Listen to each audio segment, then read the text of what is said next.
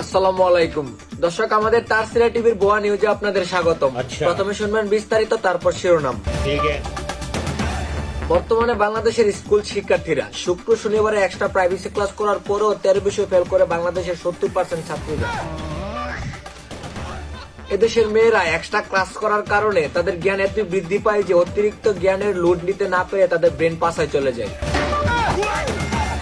আজিমপুর কবরস্থান থেকে আগত অটোপাস বিজ্ঞানীর চিঠির মাধ্যমে জানা যায় যে আগামীকালকে দেশে 304 থেকে সূর্য ওঠার সম্ভাবনা রয়েছে। জানা যায় ডিসেম্বরে বন্ধের ছুটি পেয়ে সূর্য চলে যায় তার নানির বাড়ি মঙ্গল গ্রহে।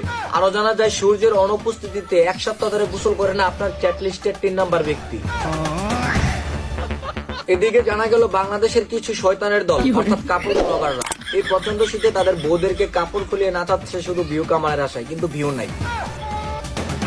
আইফোন ইউজারদের হাজারো স্বপ্ন ভেঙে চুরমার করে দিল বাংলাদেশের চোরেরা। আনঅফিসিয়াল এবং চুরি হওয়া সব ফোনগুলোকে ব্লক করে দিচ্ছে আইফোন কোম্পানি। সুতরাং আমার বন্ধু চুদ্দিক বংয়ের ধারণা অনুযায়ী আচ্ছা। বাংলার আইফোন চোরেরা এখন লেন্ডির পানে উগাচ্ছে না।